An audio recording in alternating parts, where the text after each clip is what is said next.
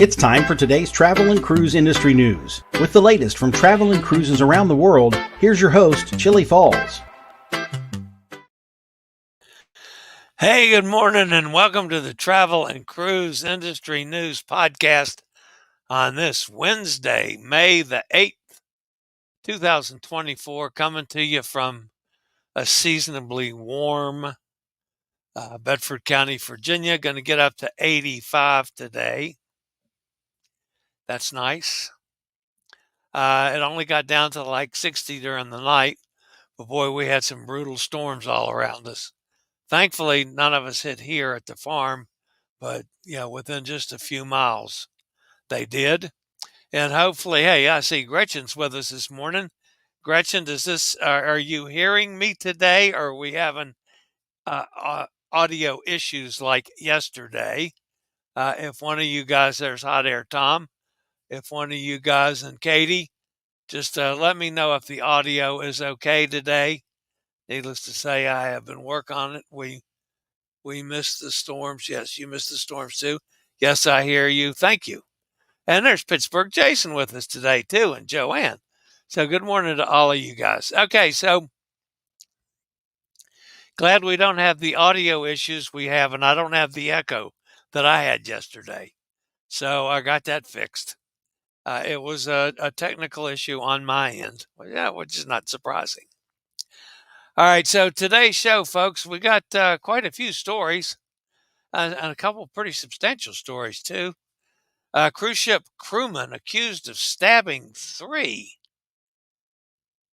U.S. Air Force makes a long-range airlift. Also today, sea trials for Utopia, the Seas. Princess to Homeport in San Juan. Quantum of the Seas cancels Skagway. And folks, you need to sail from Charleston now, and I'm going to tell you why. That and lots more live here at 11 o'clock this morning on Wednesday, Travel and Cruise Industry News Podcast. Today, folks, is National Coconut Cream Pie Day. Right up my alley. I love coconut cream pie. I mean, that's right up there to me with chocolate pie. That's my two favorite. Well, banana pudding is a little different, but those are my 3 favorite desserts, bar none. So I'm happy Coconut Cream Pie Day. If you're listening via the podcast, you can always access the podcast via my blog, which is accessadventure.net, or wherever you get your podcasts from.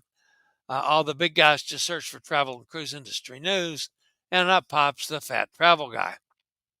And folks, as always, if you're listening to the podcast and want to jump over to the video feed so you can see interviews, and we got some interesting interviews coming up, or pictures or clips that we might be using on that day's show, there's always a link in the description of the podcast so you can do just that. All right, so I do have one little thing to discuss this morning before we get to the news portion of the show, and that deals with a Hot Air Tom. Now, it seems that Hot Air Tom and Cindy had booked on Oceania Allura on a cruise that was like 19 days or so. It was a longer cruise on Oceania. Of course, the Oceania is not Norwegian, folks. They're a different cruise line, even if they're under the umbrella. But what happened, you see, is all of the Oceania folks got together and voted and decided they could not put up with Hot Air Tom for 19 days. So they canceled like 4 days of the cruise. In the meantime, Cindy's going, thank God I get home early for a change. And that's the truth of the story, and that's the way I'm sticking with it, folks. All right, so today's first story is a tough one. Very tough.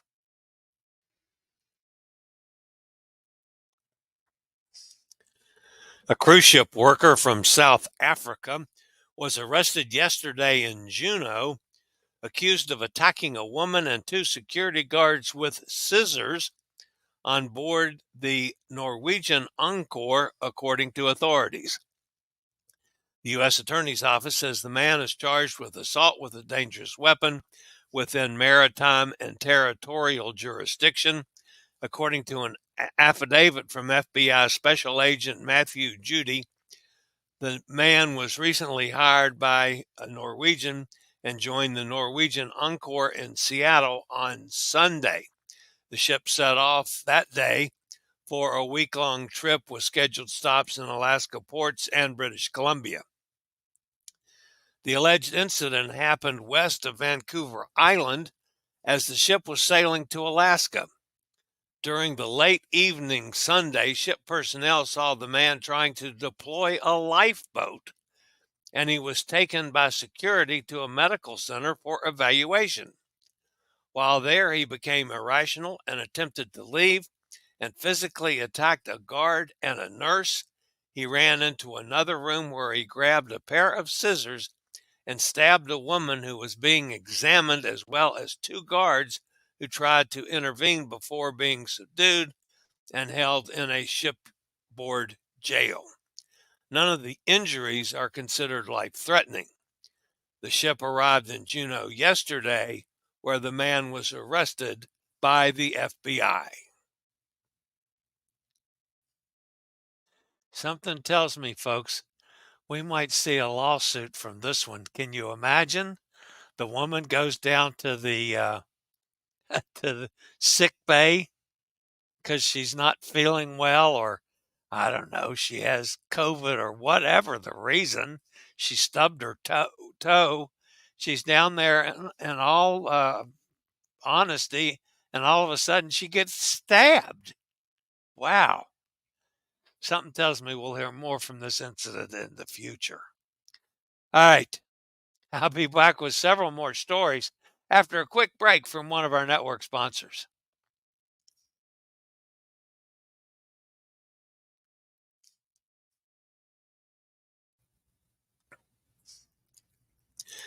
Showing what the U.S. Air Force is capable of, the 920th Rescue Wing of the Air Force successfully executed a high-stakes medical of over 350 nautical miles off the eastern coast of the United States. On May the 4th, the Rescue Wing, Air Force Reserve Command's only combat search and rescue wing, received an urgent request for assistance. A medical emergency on board the cruise ship Carnival Venezia necessitated the patient to be taken off the ship and brought to shore to receive the type of care not available on board.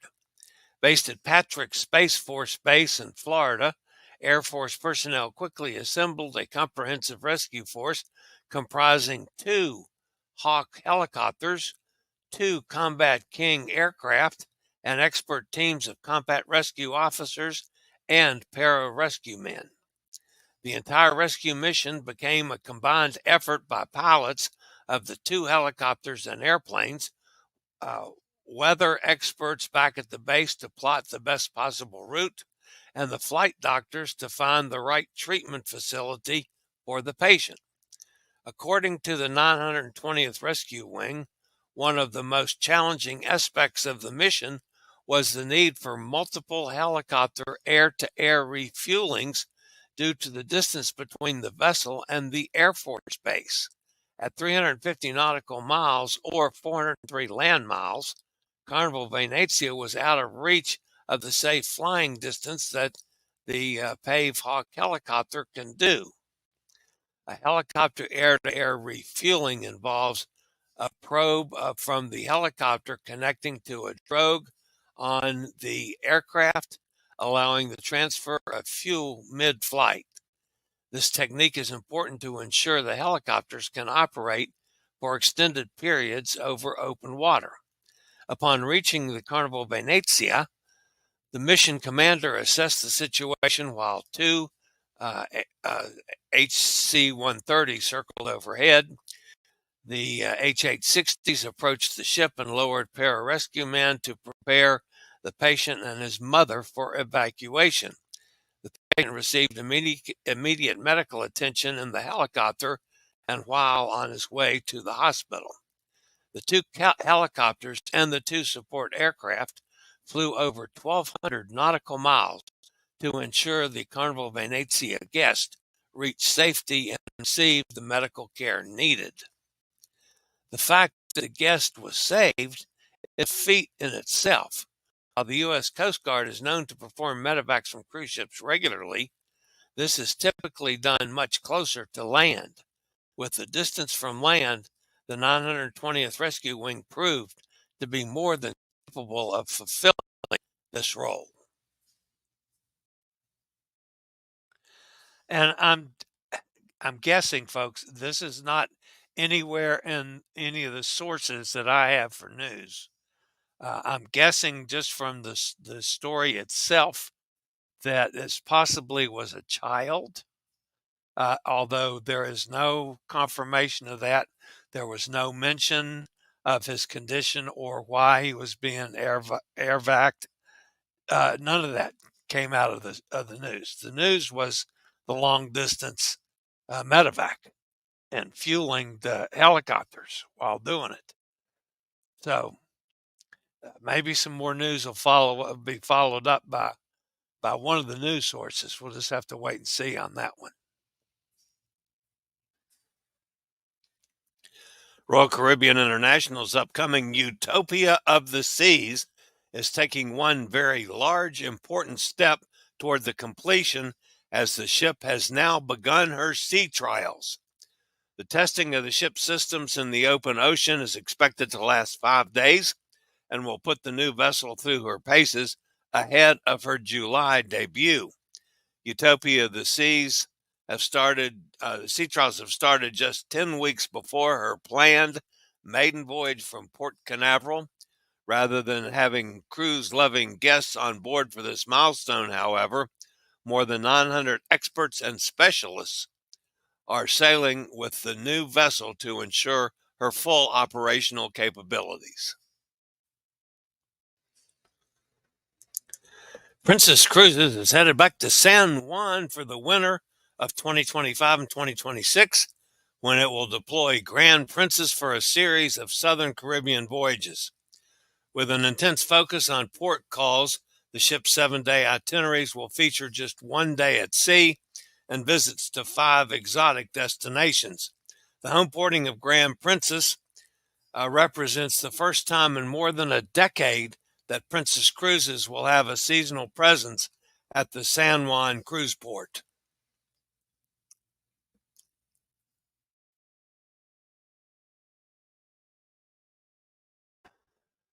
Join us on a fabulous cruise with Chillie to Alaska in August as we sail on the Grand Princess on August 14th from Vancouver to Anchorage.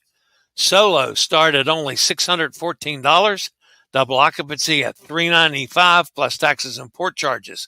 On the cruise with Chillie to Alaska in August, just use the link below or call me for the cruise with Chillie to Alaska in August. It'll be a great time, folks. Pictured is the arrival of the floating dock in Skagway, Alaska. While the dock is now in Skagway, there's still some issues.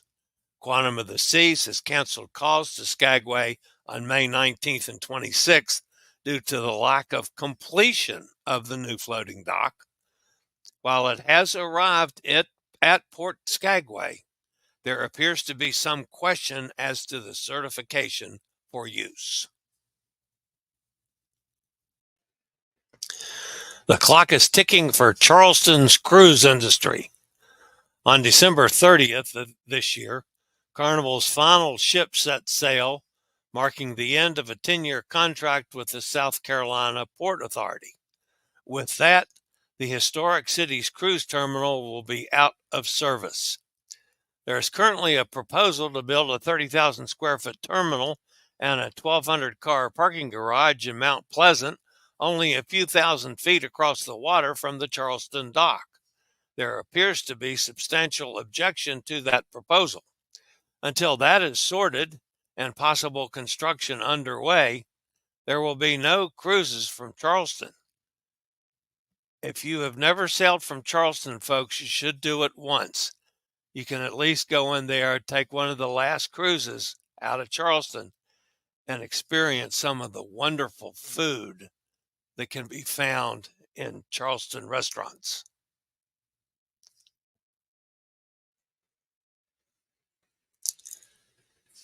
Author Ivan Cox is delighted to announce a comical cruise in the Caribbean to celebrate his hilarious novel, Cruise Ship Doctor.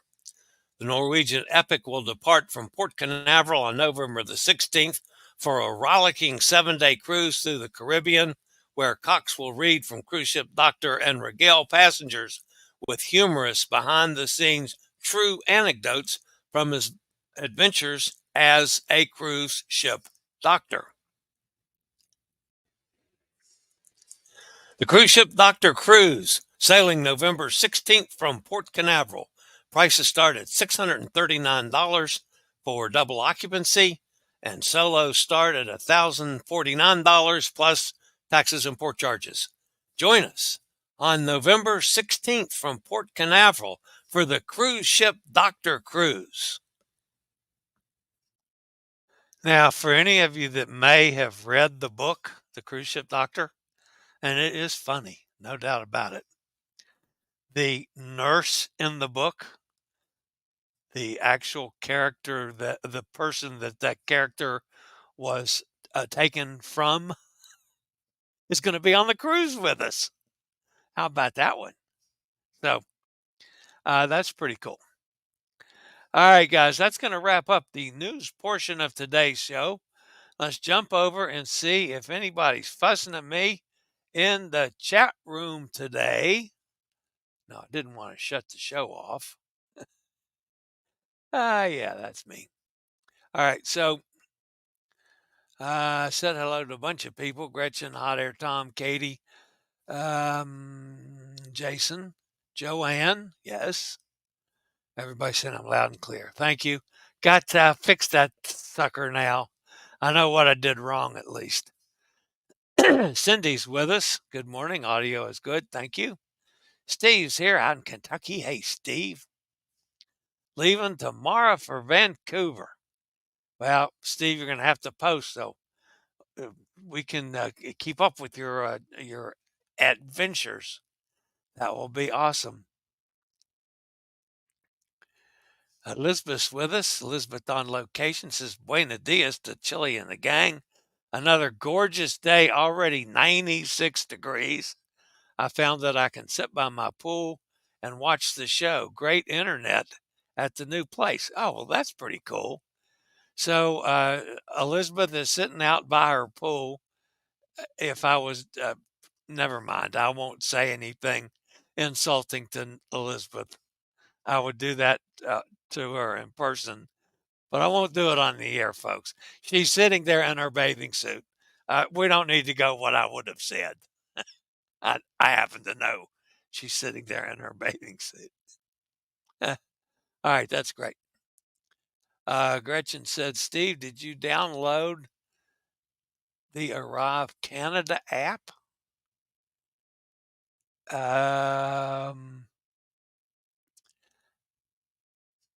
Is that still a necessity? Whoa, that's a good one, Gretchen. I'm not sure. I've got to go check on that to see if I have that as well. The airline wants me to download that app and fill out the forms. Steve said nobody ever mentioned that to me. Bob is with us. Good morning, Bob. Jason says, sounds like the guy was on drugs. I kind of thought of that one too. Katie said, I had to download the app when I went to Alaska 2 years ago. We left from Seattle, but stopped in Vancouver Island, so we still had to complete the forms. I remember now doing that last year. Yeah, I got to do that too, folks. My bad that I hadn't mentioned that before. Thank you, Gretchen. Elizabeth says, doubt the new crew member was on drugs as we go through rigorous testing prior to boarding. However, alcohol was most likely involved, but still, that's crazy. And Todd's with us. Good morning, Todd. I don't know. I mean, some guy got a loaded gun on board a ship a few weeks ago. Yeah, that was another weird one. Gretchen says, I was updating my flight from Detroit to Vancouver on WestJet's Delta's Canadian partner, and I have to input passport and download that app. Optional, but strongly suggested. Okay. Why would they close that port? That's crazy. Well, I mean, I've never looked at what kind of percentage they get. Perhaps it has to do with the 10-year lease, the 10-year agreement. Perhaps it has to do with the condition of the dock area and port area as they're talking about building a new facility. I can't answer that one, Jason. I just know as of the end of December, there's no cruises from Charleston for the time being. So we'll just have to play that one by ear. All right, folks. I will look into this business on the Canada app before the show tomorrow and have everybody an answer on that one. Again, I haven't seen anything on it this year, but I do remember that I had to do it last year. So let me check on it for you. So, all right, that's going to wrap me up today, folks. As always, I'll be back same time, same channel tomorrow. I get to go spend some more money on my car today, although not much. This is just going in for the oil change that they failed to do with that god awful bill I had 2 weeks ago. All right, that's going to wrap me up today. As always, guys, stay safe, stay healthy, think about cruising, and hopefully one day soon we'll all get together on the high seas. See you tomorrow, guys. I regularly post videos on all facets of the travel and cruise industry. So if you like to keep up with the latest in cruise ships, ports of call, cruises themselves, chilly chats, and travel and cruise industry news, just hit the little subscribe button in the lower right-hand corner, hit the bell notification so you'll be notified when a new video is up or we go live.